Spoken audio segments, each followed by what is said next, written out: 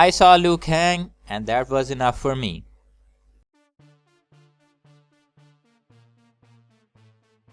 Assalamu alaikum YouTube. NetherRealm knocked it out of the park with Mortal Kombat 11 revealed just when I thought that however they were ever gonna refresh the entire experience after the great Mortal Kombat X. They came through and the hype for this game is out in orbit. Now I kinda thought the reveal would be a bit longer, but from what I could gather it was like 20-ish minutes long or something like that, in which they showed the gameplay, fatalities and story trailers, the Ronda Rousey as Sonya Blade trailer interview and the Garrus reveal. But that's okay, what they showed was awesome and seriously April 23rd can't get here early enough. Now seeing that this is a pretty substantial reveal, I thought we would go over the things that are shown and talk about some of the things that people might have missed or worth discussing. So we will take a somewhat structured approach to the content and go through it one by one. Okay, the first thing we have is the gameplay, and seeing that this is coming right off of MKX's heels, it looks very similar at its core, but some very new significant changes are already here. The first thing is that the gameplay is now much more cinematic as compared to the other games in the series, with the graphics really bringing out the depth and making everything look prettier than it is. Variations that were introduced in Mortal Kombat 10 has now seen their own evolution and are no longer limited to just 3 per character, but if my understanding is correct, variations are now directly connected with the gear system that has been implemented, in which you can highly customize every aspect of your character, including moves, gears, intro animations, even victory poses. Judging from this picture here, where this Scorpion's variation is literally titled Ed's Main, like seriously Ed Boon is such a fanboy. It is clear to see that gone are the set variations of the past and now we can play with our own unique build characters. This obviously is highly reminiscent of the Create a Combatant that was introduced in Mortal Kombat Armageddon, the last Mortal Kombat entry on the PlayStation 2. Now Mortal Kombat 11 is also introducing the 2-bar system as opposed to the single bar from the previous 2 games, whereas in Mortal Kombat 9 and 10 we had the same bar of resources to spend on combo breakers, enhanced attacks and the X-ray. In MK11 there are 2 bars where one is dedicated to the defensive maneuvers such as combo breakers and stuff like that, and the other is dedicated to the offensive capabilities of the characters, like enhanced moves or something. However, these are not in any way attached to the X-ray move. Now speaking of the X-ray move, it is my understanding that the traditional X-ray is gone, it's bye, capiche, and has been replaced with the Fatal Blow mechanic.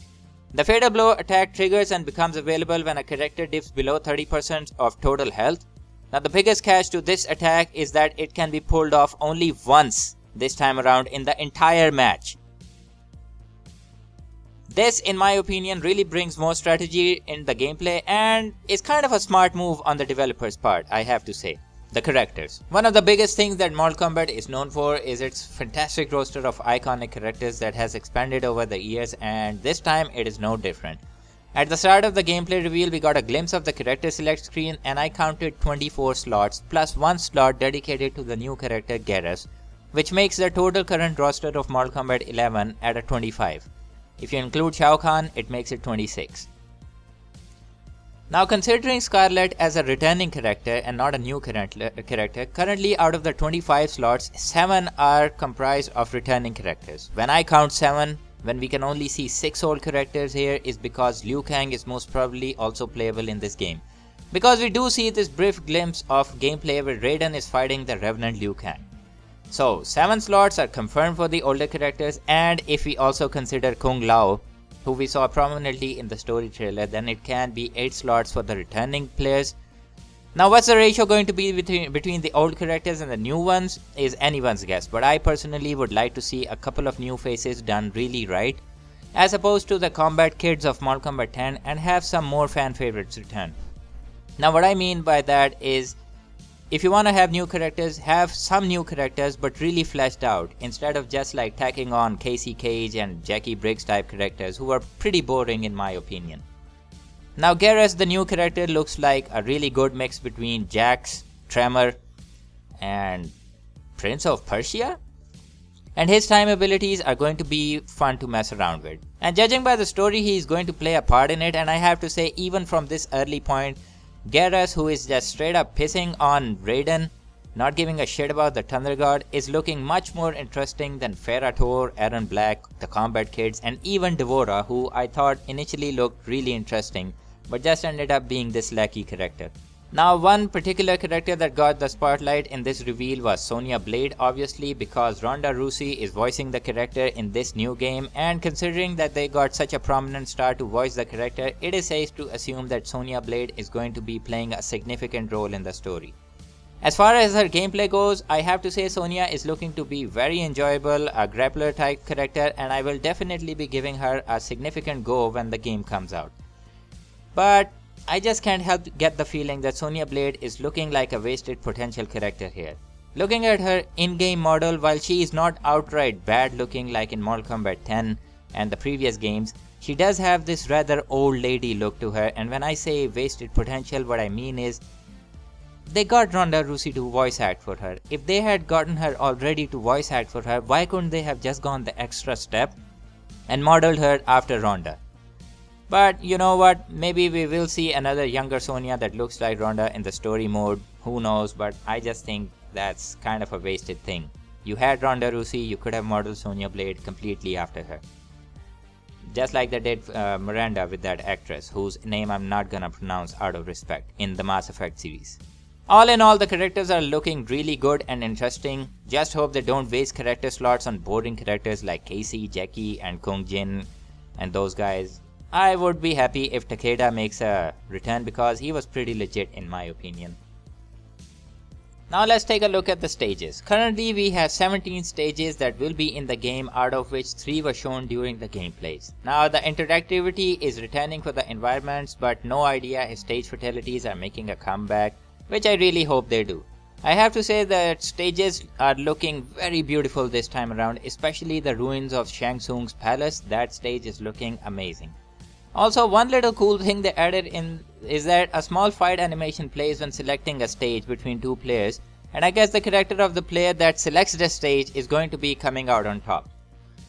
Also, for the overall game, I have to say that this time around we are seeing a lot of vibrant colors in the graphics as opposed to the muddy brown filter that was going on around in Mortal Kombat 10. I don't know what was wrong with that game, it just looked muddy and brown all of the time. So really hope we see a lot of colorful and diverse forms of stages and gears and stuff like that.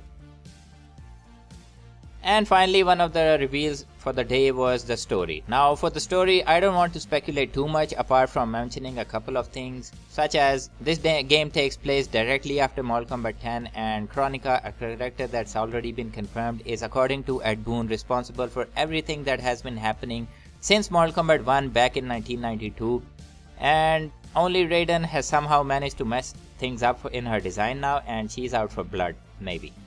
We see glimpses of Liu Kang and Kung Lao in what obviously seems to be the past, and I kind of get the feeling that Liu Kang might have some significant part to play in the story, especially since Kronika is telling him that he is again choosing the wrong destiny, which kind of makes me worry because, come on man, Liu Kang is my favorite character in Mortal Kombat, and I really want to see him go through with a redemption arc sort of thing, where he finally can get his shit together and come out on top as this good guy character he's always been. Oh, and he also has a fire skull ball move, so that's pretty awesome. Overall, we see this one really interesting scene where Scorpion, who seems to be in his Mortal Kombat 11 clothing, throws a spear over, and we can see a pretty young looking Liu Kang and Kung Lao in their apparently Mortal Kombat 2 type era clothing with this like dead monk on the ground.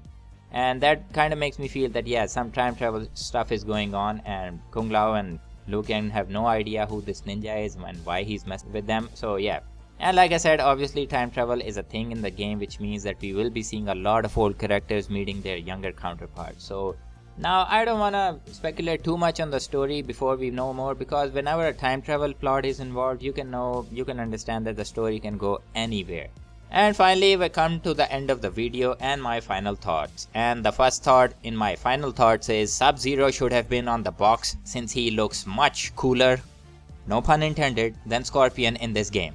And really, I can't wait to see the gear we will be able to play with all the characters once the game is out. Scarlet is also looking absolutely beautiful. Her character model is also looking really pretty. So yeah, Mortal Kombat 11 is looking to be probably one of the best fighting games of all time, even though I know it is kind of early to say. but seeing from the gameplay that is revealed, yeah, it's pretty safe to say it's going to be one heck of a fighting game. And you know what, it is easily looking like the best fighting game graphic wise already. After Injustice 2, NetherRealm has really upped their model game, and I am glad we are finally going to get some pretty looking faces for Mortal Kombat. Like I just said, Scarlet is looking really awesome. They kind of missed the mark with Sonya Blade, but maybe there is a reason behind that. But yeah, we will see. No word has been given on microtransactions or any of that bullshit by now, and I think we may get something pretty soon related to the mobile game in the coming months or weeks perhaps. The Kombat cast is supposed to be 2 weeks out, so maybe we'll get some information about the mobile game then.